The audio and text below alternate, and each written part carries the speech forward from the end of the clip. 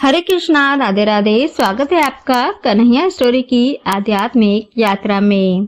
Friend, वैशाख का महीना चल रहा है और वैशाख महीने में स्नान दान करने का महत्व बताया गया है।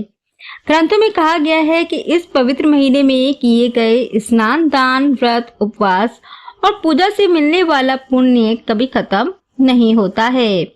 इस पवित्र महीने में भगवान विष्णु जी के साथ ही पीपल और तुलसी की पूजा करने का भी विधान है। ऐसा करने से कई यज्ञ करने जितना पुण्य फल मिलता है, जो कभी खत्म नहीं होता। तो आज इस वीडियो में हम जानेंगे कि भगवान विष्णु जी की पूजा कैसे करें, पीपल की पूजा कैसे करें और तुलसी की पूजा कैसे करें। पीपल में भगवान विष्णु जी का वास माना जाता है, वहीं तुलसी को लक्ष्मी जी का रूप माना गया है। वैशाख महीने में भगवान विष्णु जी के अवतारों की विशेष पूजा करने का विधान है।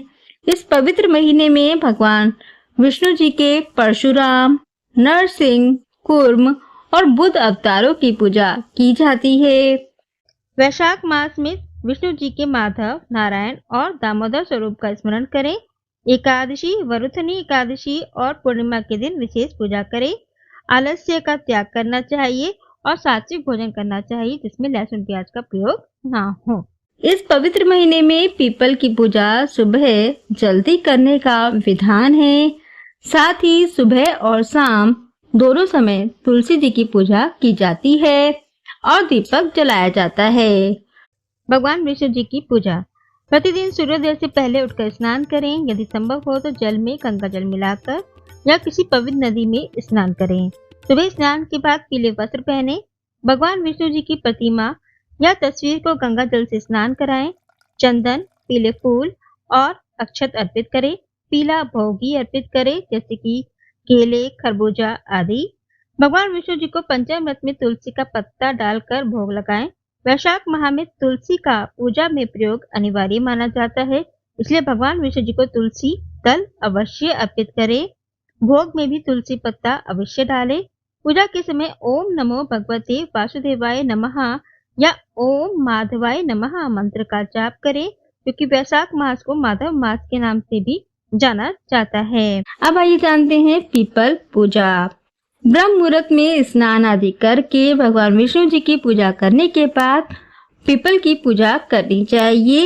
एक ऐसा मंदिर ढूंढने जहाँ पर पीपल का पेड़ हो या आपके आसपास कोई पीपल का पेड़ हो तो वहां पर जाएं और सबसे पहले पीपल को सींचे, फिर रोली से तिलक करें और वस्त्र स्वरूप कलावा अर्पित करें और मीठे में उन्हें गुड़ या मिश्री अर्पित करें और अक्षत अर्पित करें।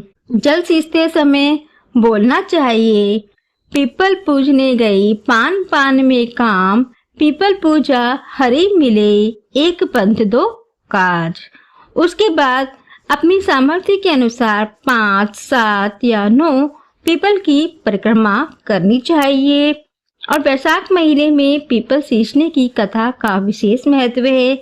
अगर आप उपवास कर रहे हैं या नहीं कर रहे हैं, तब भी पीपल की पूजा करते समय पीपल सींचने की कथा अवश्य सुननी चाहिए, क्योंकि पीपल के जड़ में भगवान ब्रह्मा का वास होता है, तने में भगवान विष्णु का वास होता है और पत्तों में भगवान शिव का वास होता है। और जहाँ पर भगवान विष्णु होते हैं वहाँ पर माँ लक्ष्मी जी का भी वास होता है। इसीलिए पीपल की पूजा करने से सभी देवी देवताओं का आशीर्वाद एक साथ मिल जाता है। तो पीपल की पूजा अवश्य करनी चाहिए।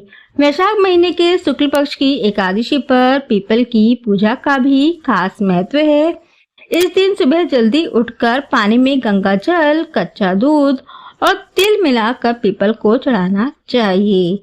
ऐसा करने से भगवान विष्णु जी की कृपा मिलती है और पितृ भी तृप्त हो जाते हैं। अब आइए जानते हैं तुलसी पूजा। वैशाख महीने में तुलसी की पौधे में जल चढ़ाने और उसकी पूजा करने का विधान है। पुराणों के मुताबिक वैशाख मास में सूर्योदय से पहले उठकर नहाने के बाद तुलसी के पौधे में जल चढ़ाना चाहिए। फिर पौधे के नीचे एक तरफ घी का दीपक जलाए। इसके बाद हल्दी, चंदन, कुमकुम, अक्षत, फूल और अन्य पूजन सामग्रियों से तुलसी माता की पूजा करनी चाहिए। शाम को सिर्फ तुलसी के पौधे के पास दीपक लगाए। ऐसा करने से जाने अनजाने में हुए पाप खत्म हो जाते हैं। इस माह में तुलसी के पौधे के ऊपर एक छोटा घड़ा बांधें, जिसमें बूंद बूंद पानी तुलसी पर गिरता रहे। यह बहुत शुभ माना जाता है। जल दान से कई यज्ञों और तीर्थों का फल मिलता है। ग्रंथ में बताया गया है कि वैशाख महीने में तीर्थ स्नान और दान करने से गरीबी से मुक्ति मिलती है। ये भी माना जाता है कि जितना पुण्य हर तरफ के दान और कई तीर्थों के दर्शन से मिलता है, उसके बराबर पुण्य वैशाख महीने में जल दान करने से मिल जाता है।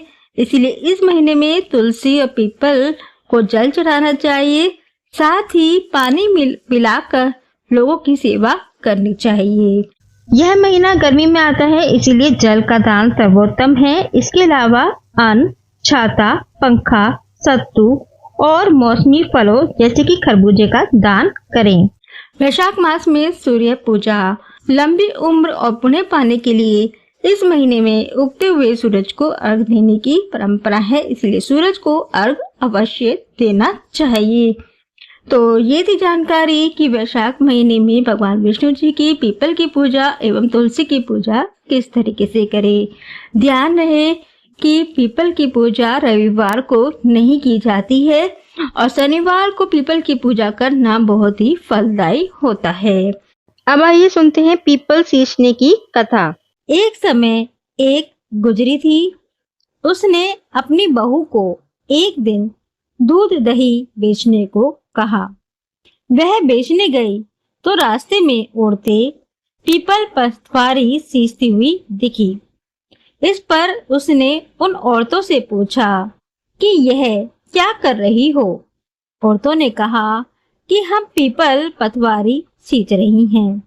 इससे घर में धन धान्य बढ़ता है और खोया पति भी मिल जाता है।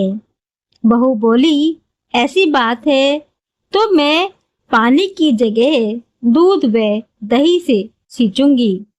गुजरी बहू ने रोज दूध दही बेचते समय पीपल पटवारी को दूध दही से सींचना शुरू कर दिया।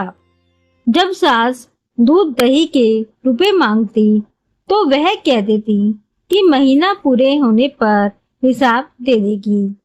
इसके बाद जब वैशाख का महीना पूरा हो गया तो वह पीपल पटवारी के चरणों में पड़ गई। इस पर पीपल पटवारी ने पूछा कि क्या बात है, तो उसने कहा, आज सास दूध दही का हिसाब मांगेगी। पीपल पटवारी बोली कि मेरे पास तो रुपए नहीं हैं, यह पत्थर और पान के टुकड़े हैं, जिसे ले जा। बहू वही साथ ले गई और उसने उसे एक अलमारी में रख दिया। इसके बाद डर के मारे वह चद्दर ओढ़कर सो गई। कुछ देर में सास बोली कि बहू दूध दही के रुपए ला। बहू बोली, मैं जो लाई हूँ वह अलमारी में रख दिए हैं। सास ने अलमारी खोलकर देखा तो उसमें हीरे मोती जगमगा रहे थे। धन का ढेर भी लगा हुआ था। सास ने बहू को आवाज लगाई कि बहू इतना धन कहाँ से लाई है। बहू ने आकर देखा तो सच में धन के भंडार भरे थे। इस पर बहू ने सास को सारी बात बता दी। सास ने कहा कि अब मैं भी वैशाख मास में पीपल पटवारी को सींचूंगी। इसके बाद जब वैशाख का महीना आया तो सास दूध दही बेचने लगी। पर वह दूध दही बेचने के बाद खाली हांडी में पानी डालकर उससे पीपल पटवारी में पानी डाल देती। पूर्णिमा के दिन उसने अपनी बहू से कहा कि वह उससे दूध दही के रुपए मांगे। जब बहू ने रुपए मांगे तो वह भी पीपल पटवारी के चरण पकड़कर कहने लगी कि मुझसे बहू रुपए मांग रही है। इस पर पीपल पटवारी ने उसे भी पत्थर व पान के टुकड़े दे दिए। जिससे सास ने अलमारी में ले जाकर रख दिए। इसके बाद जब बहू ने अलमारी खोलकर देखी तो उसमें कीड़े मकोड़े मिले। इस पर सब कोई कहने लगा कि बहू तो सत की भूखी थी, लेकिन सास धन की भूखी होकर पीपल पतवारी को सींचा था, इसीलिए उसे फल नहीं मिला। कथा के अंत में कहा जाता है कि पतवारी माता ने जैसा बहू को फल दिया वैसा सबको दे, और जैसा सास को दिया वैसा किसी को भी ना दे। तो कहानी अधूरी हो तो कहानी को पूरी करना। कहानी सुनने वाले, कहानी कहने वाले और हुंकारा भरने वाले सभी को बहू के जैसा फल देना। जय हो पीपल पतवारी मैया की। जय श्री राधे।